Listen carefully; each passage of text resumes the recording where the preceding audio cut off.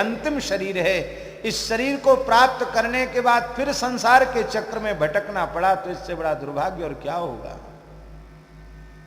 बहुत दुखी की बात है। जिन ब्राह्मणों की हम महिमा इतनी गा रहे हैं उन्हीं का सबसे अधिक पतन देख करके चित्त में बड़ी ग्लानि होती है, बहुत पीड़ा होती है।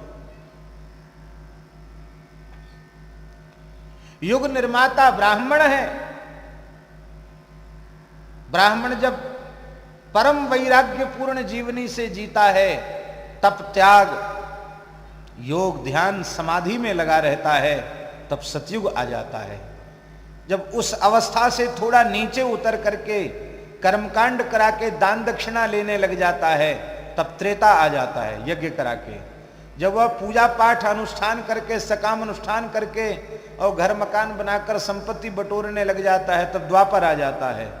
और जब योग ध्यान समाधि संध्या गायत्री सब छोड़कर मनमाना खाना मनमाने पीने लग जाता है, मनमाना आचरण करने लग जाता है, तो कलयुग आ जाता है।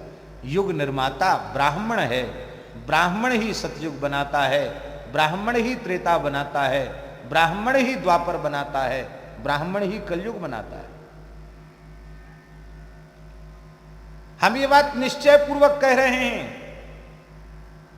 केवल भारत देश के ब्राह्मण अपने स्वरूप में स्थित हो जाएं, वे केवल ये समझ लें कि हम ब्राह्मण हैं। ब्राह्मण को क्या करना चाहिए?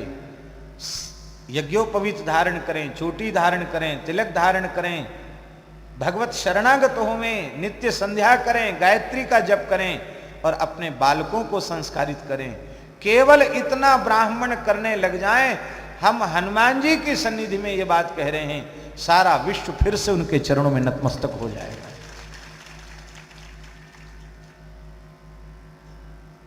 लेकिन दुखद बात है,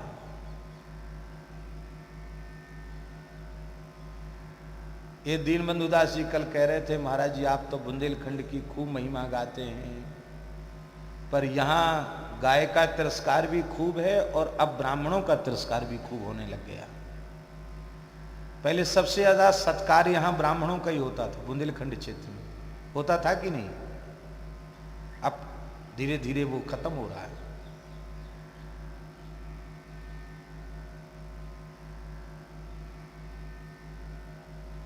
यहां लोग ब्राह्मण से झगड़ा भी करते थे तो बार बार ये जरूर कि तुम्हारे पांव पड़े महाराज, ऐसो न कहियो महाराज तुम्हारे पांव पड़े। झगड़ा कर रहे हैं पर बार बार कहे तुम्हारे पांव पड़े महाराज, तुम्हारे पांव पड़े। ब्राह्मण को कोई गाली देना नहीं जानता था। साहस कैसे हुआ आपके तिरस्कार का किसी के भीतर? आपने अपने स्वरूप को भुला दिया। हम पूछ रहे हैं, उच्च कुलीन व्यक्ति जिन घरों में बैठकर उन्हें नहीं खाना चाहिए, उन घरों में जाकर मद्य मांस का सेवन करेंगे तो उनके प्रति वे लोग श्रद्धा कैसे रखेंगे? फिर बोलिए, वो क्यों राम राम करेंगे? वे राम राम इसलिए करते थे, प्रणाम इसलिए करते थे कि हमारे गांव के महाराज